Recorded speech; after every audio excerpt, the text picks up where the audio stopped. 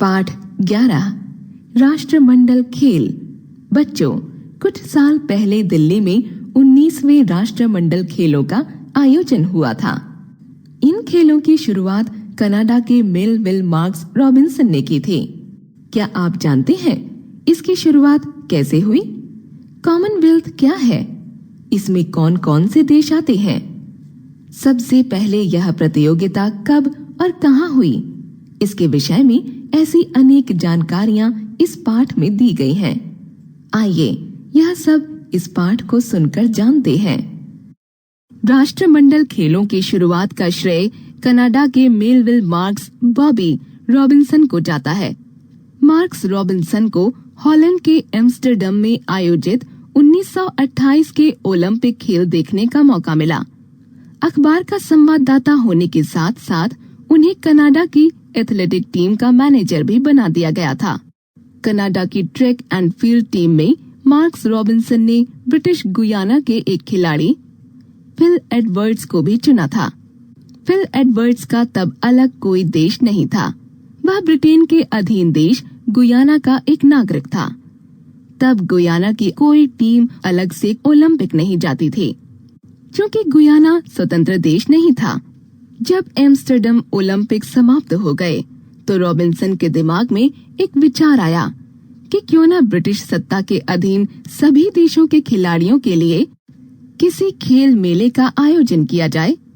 उसने ऐसा इसलिए सोचा कि कई देशों के खिलाड़ियों को ओलंपिक या दूसरी विश्व स्तरीय खेल स्पर्धाओं में भाग लेने का मौका नहीं मिल पाता था, क्योंकि वे स्वतंत्र देश न होकर ब्रिटिश साम्राज्य के गुलाम थे। इसके बाद रॉबिन्सन ने कई पराधीन देशों का दौरा किया। ब्रिटेन की सरकार से भी बातचीत के कई दौर चलाए। उसकी मेहनत, सत प्रयास और लगन अंततः 1930 में रंग लाई। इसी साल पहले राष्ट्रमंडल खेलों का आयोजन किया गया।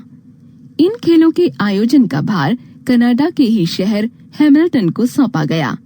वहां 16 से 23 अगस्त 1930 तक पहले राष्ट्रमंडल खेलों का आयोजन हुआ। तब इन खेलों का नाम राष्ट्रमंडल खेल नहीं था। तब किसी ने यह कल्पना भी नहीं की होगी कि 30 या 40 साल बाद राष्ट्रमंडल नाम की कोई संस्था भी अस्तित्व में आएगी। तब इन खेलों का नाम ब्रिटिश एम्पायर गेम्स रखा गया था। 1968 यानी 8वें राष्ट्रमंडल खेलों तक इस प्रतियोगिता का नाम ब्रिटिश एम्पायर गेम्स ही रहा। उसके बाद अगले 2 खेल ब्रिटिश कॉमनवेल्थ गेम्स के नाम से आयोजित हुए। 1978 से इन खेलों का नाम राष्ट्रमंडल खेल रखा गया और तब से आज तक यही नाम चला आ रहा है।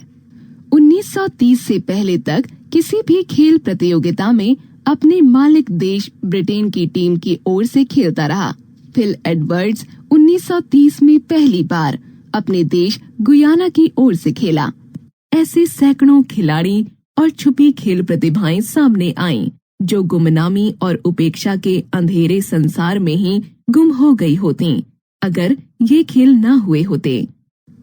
मार्क्स रॉबिन्सन ने दोस्ताना माहौल में स्पर्धाओं के आयोजन का सपना देखा था। उसने यह भी सपना देखा था कि उन सभी खिलाड़ियों को खेलने का मौका मिले जिनमें प्रतिभा तो है, पर जिन्हें उचित मंच नहीं मिल पाता। मार्क्स रॉबिन्सन का यह सपना न केवल सच हुआ, बल्कि उनके द्वारा लगाया गया नन्हा सा पौधा अब एक विशाल वट वृक्ष का रूप ले चुका है।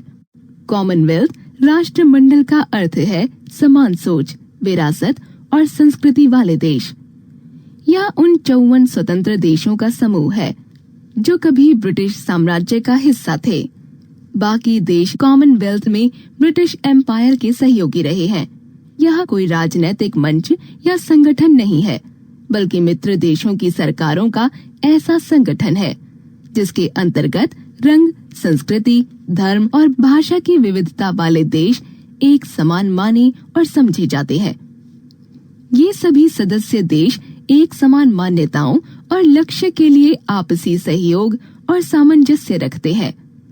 सिंगापुर घोषणा के अनुरूप सदस्य देशों के समान लक्ष्य और आदर्श हैं।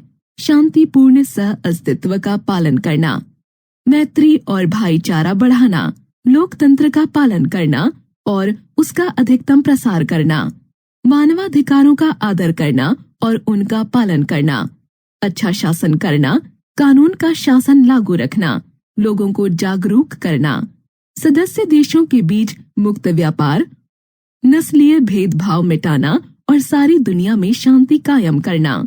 लेखक विजय श्रीवास्तव।